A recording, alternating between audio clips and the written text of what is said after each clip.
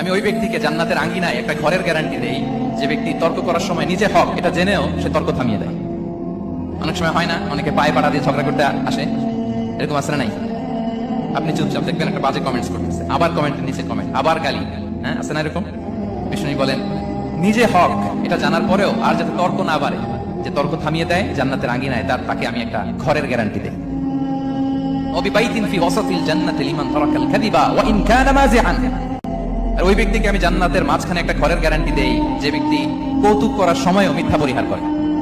করতেছে কৌতুক, ফান করতেছে, হি ইজ কিডিং, ফান করে, কৌতুক করে, কিন্তু কৌতুকের সময় সে মিথ্যা বলে না। এই স্বভাব যাদের, তাদেরকে আমি জান্নাতের মাঝ বরাবর একটা ঘরের গ্যারান্টি দেই।